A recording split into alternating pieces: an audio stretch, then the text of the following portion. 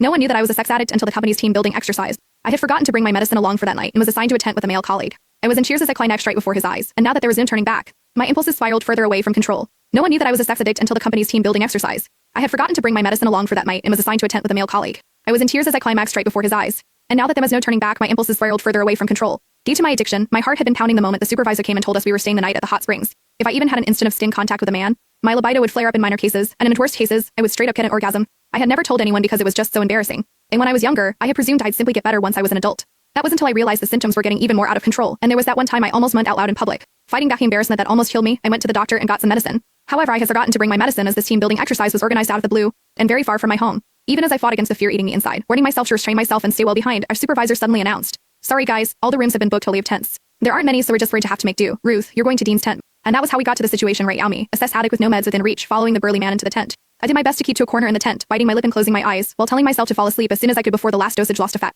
But that was when Dean came to me. "What's wrong?" he asked. I could feel his body warm from my back and my skin was already crawling. "Nothing. Please, just stay away from me." But even as the stimulation extended from my skin to the rest of my body, I knew the pain was coming. I checked my phone and only saw that it was midnight 6 hours since I had last taken my pills. It was losing effect soon. Soon, my whole body was shuddering, while there was a warm stream gushing out between my legs. I kept my head buried between my legs and did my best not to look at Dean. People would mock me for being a skank if he noticed my condition, and I couldn't bear to stay in the company at that point. Meanwhile, Miles Hendricks, the other colleague in the tent, was already snoring out loud. I kept clenching my knuckles, my own nails digging into my palm. The pain calmed me somewhat, and I told Dean, "Sorry. I'm not distancing myself, I'm just not feeling well." Never could I have expected Dean to move toward me without another word, reaching out with his large, warm palm and pressing it over my forehead. Even as he held his palm steady, I found myself staring at his chest and nothing else. I could also see the distinct collarbone and chiseled chest under his shirt. I seemed to tighten at the very next second and orgasm amid my embarrassment, and the ensuing moan could barely be stifled. Worst of all, I was trembling even worse after I orgasmed, and Dean could clearly feel me shaking. "That's strange. Why are you so flushed? You don't even have a fever," he murmured, not giving up feeling my forehead and cheeks just then.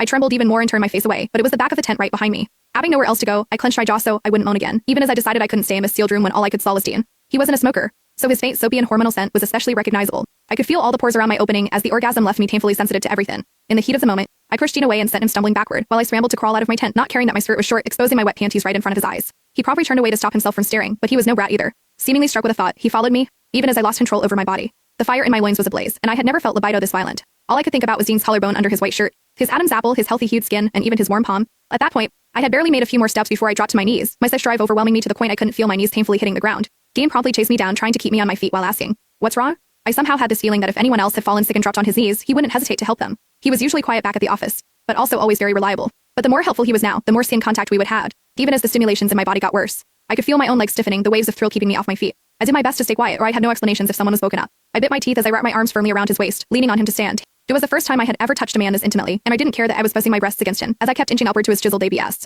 Even then my mind could almost be blank.